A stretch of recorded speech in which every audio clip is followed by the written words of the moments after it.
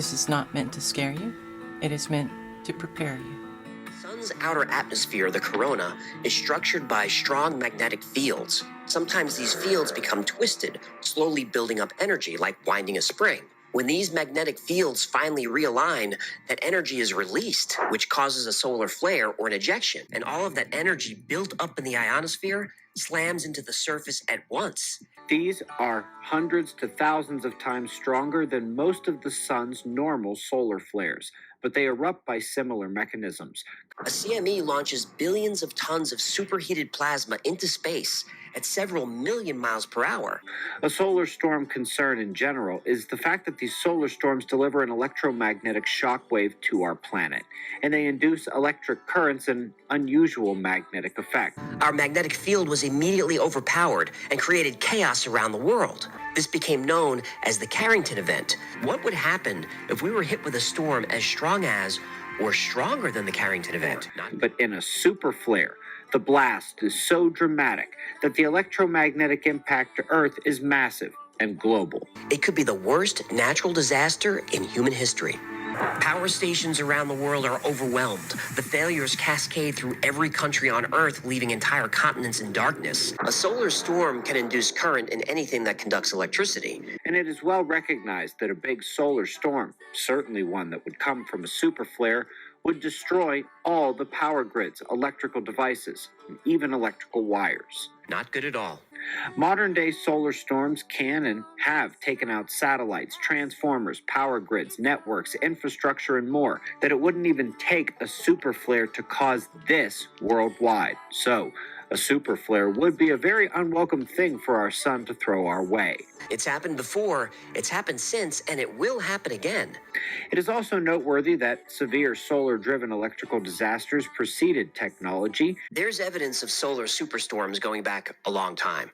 Ice core samples show powerful solar storms hit the Earth several times between 7,000 and 5,000 BC. As many scientists, including Dr. Robert Schoch, have shown, where the overcharging and magnetospheric compression by the shockwave juices up the lowest L-shell magnetic fields. It's creating the same situation that we see on a magnetar, where the downward discharge occurs and blasts the surface, a lightning bolt the size of a continent.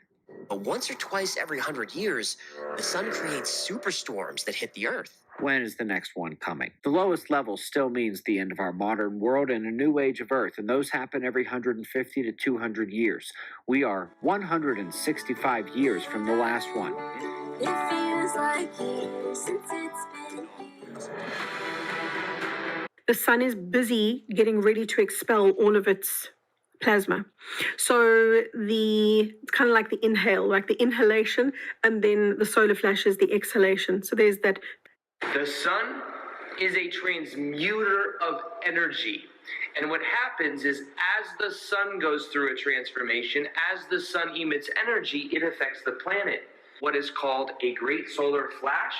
To alignment at the galactic center.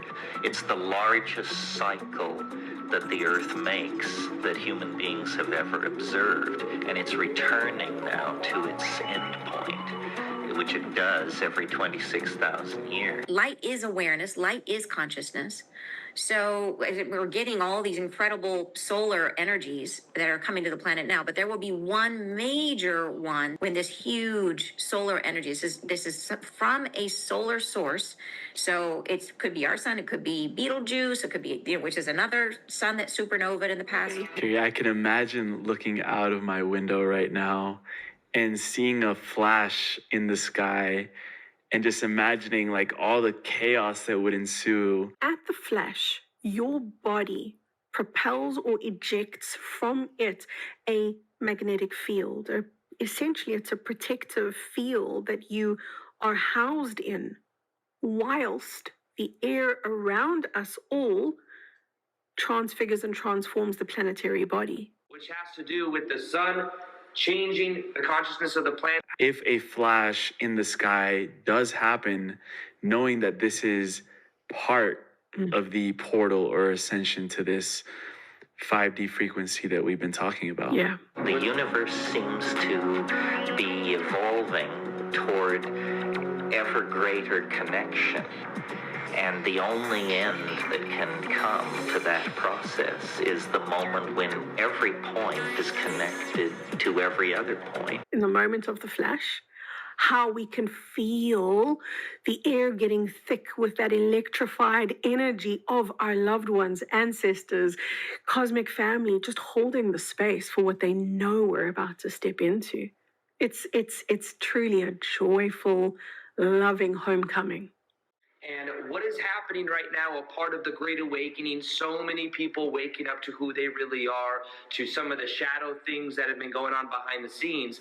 A lot of this has to do with the energy increasing on the planet, and moving forward, there is said to be. But between now and then, there's a whole bunch of events that we will have to go through, and the events are really critical because that is about unwinding the institutions and all of the things in our world that anchor us into the current In reality. Supra, we're talking about the veracity of the information from both sides, making a very clear statement here. This is a real event. Both sides are experiencing and seeing the same thing. We have the Nine of Wands for is this the same event on both sides? Nine of Wands is events card. Don't think you can make that any clearer. It's talking about the sun being over here, stepping into your power. You are strong beyond measure. The sun becoming strong beyond measure. I like the way that they are referring to the scientific side with a feminine sense. We're talking about the planet and their viewpoint. Yes, speaking clarity and truth about the sun. Here on the spiritual side, again, validating that, giving us a little bit more information though. Relaxation and peaceful pursuit and happy times is the card that comes out discussing the veracity of that information. So experiencing this ascension process, they are validating that this will be simultaneous, that they're describing the same thing. They want to make that clear. The Six of Fire, which is the Six of Wands, victory card. The sun is in this card. When I laid this card down, the very first thing that I saw, I'm going to put this, bring it up here to you so you can get a good look at that.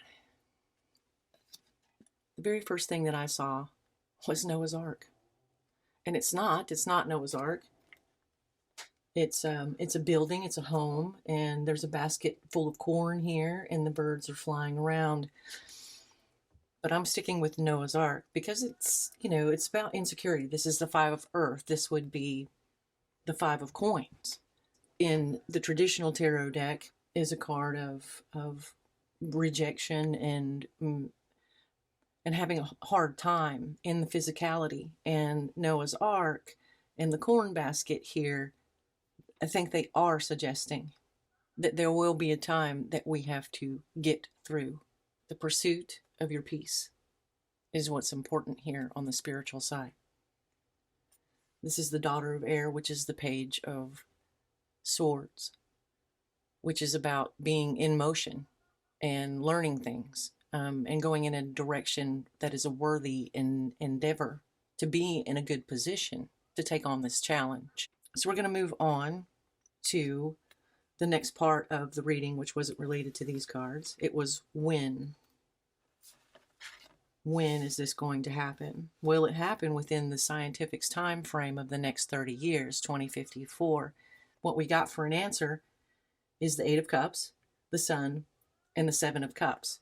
So bringing the Sun back into this again is a yes. When will this happen? This cyclical event that they are targeting for within the next 30 years is yes. Eight of Cups is about leaving things behind. The Seven of Cups is about making choices or having a lot of options to choose from. The Eight of Cups is, in the traditional tarot deck, it is a person with 8 cups that are full, and they're turning away and walking away from those cups. They have seen everything they need to see there. They're ready to move on to the Nine of Cups. They're ready to move on to the next thing. So I'm feeling like talking about the evolution. the evolution of the planet itself is ready to move on to the next thing. And the sun, they're all evolving together. The Seven of Cups is about choosing that one thing.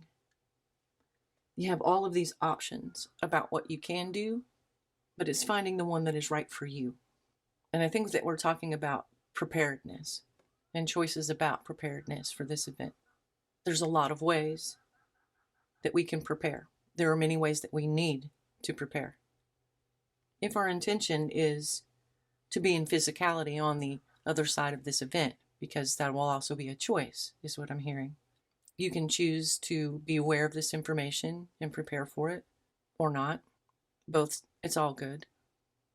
There's no right or wrong here. Some people are going to choose to just become spirit.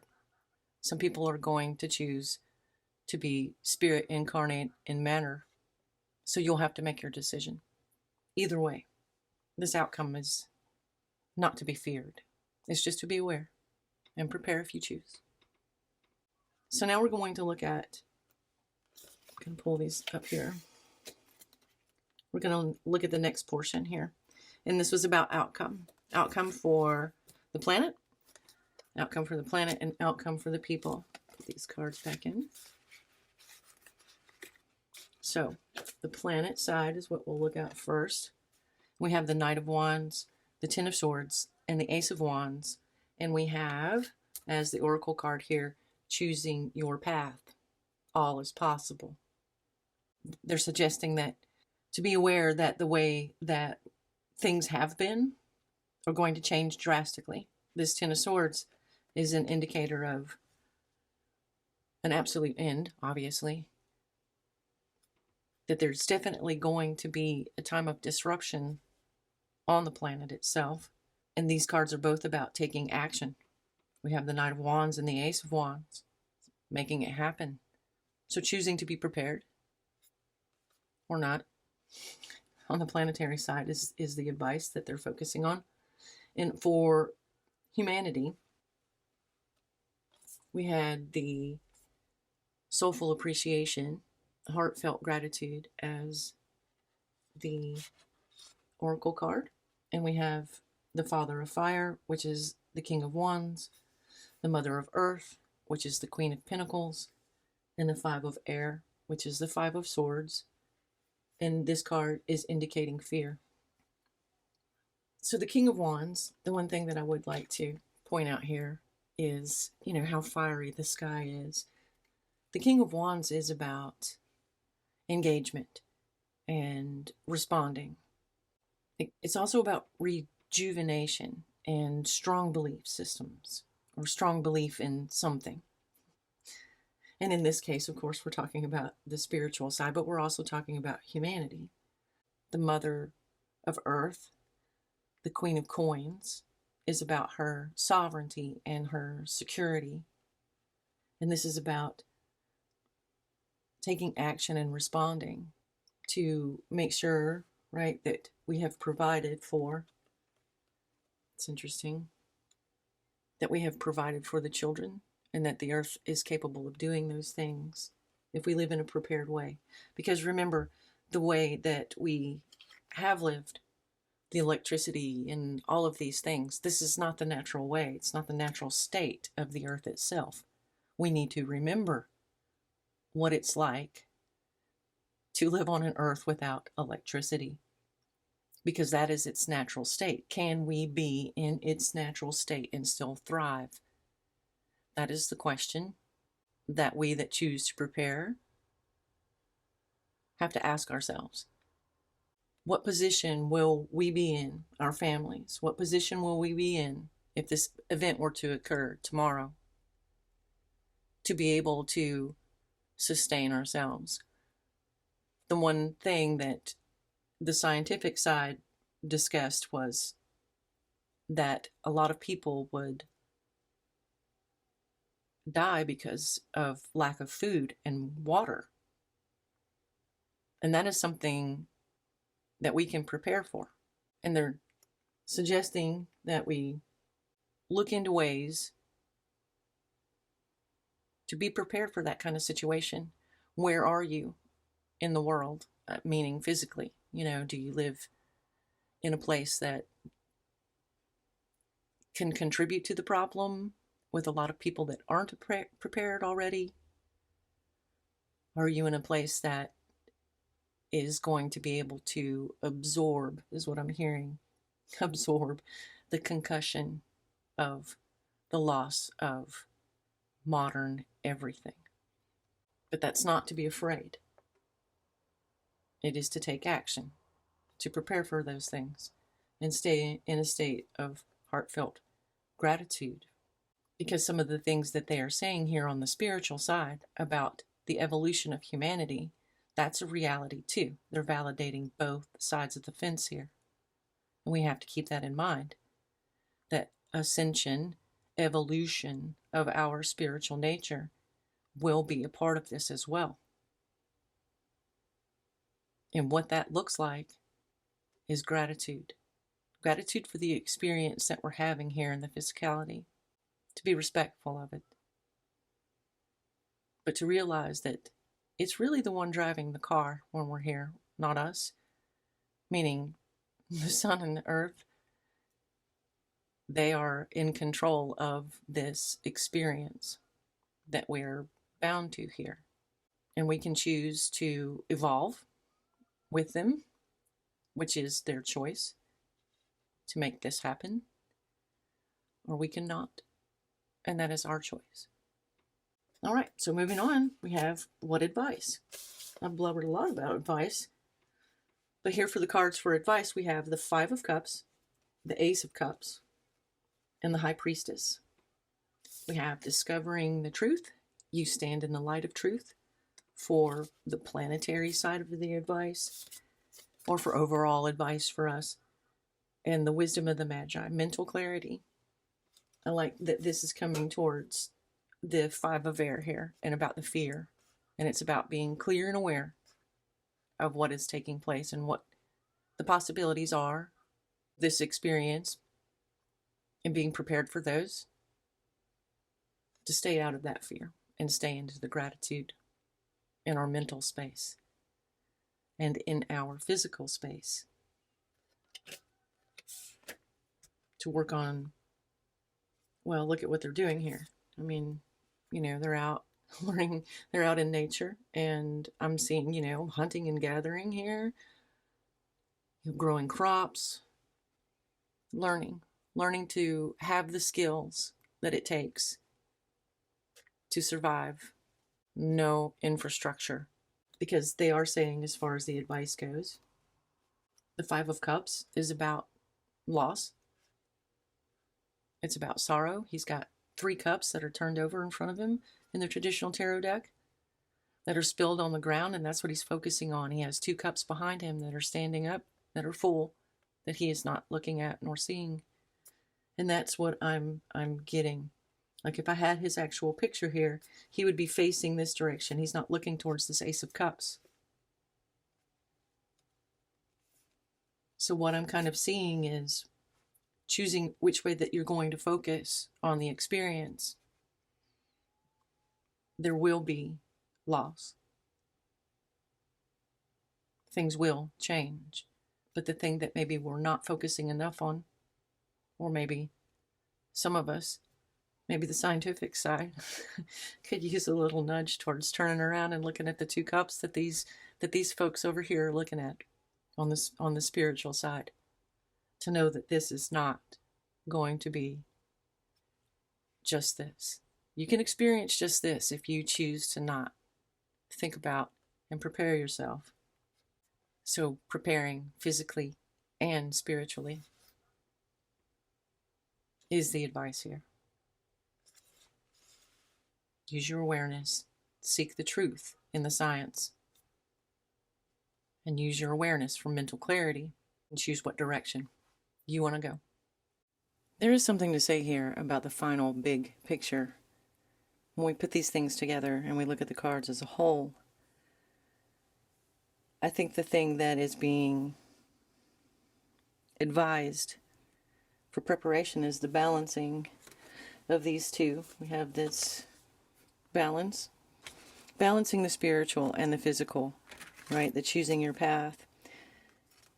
That these things, this discovering of this truth, are about life skills, learning life skills. And that this Eight of Cups and the Sun here with the Seven of Cups, and talking about options and opportunities and options that you choose what is in line with you, you choose what suits you. Talking about how this is going to be a community effort on the other side of this event to survive, and that this takes contributions from many different paths and many different people. We will need people that have knowledge in the medical field, for example, and herbology, and we need individuals that know how to grow food. We need individuals that know how to hunt, how to preserve food. There's so many things, so many life skills to choose from, so many options that you can contribute to a community effort. Find your local food source, your local farmers, or become one. Because this is going to be done on a small scale. That is what is needed to be stressed here. It's going to be individual communities. And to stay out of fear. And to stay into gratitude. And enjoy the experience.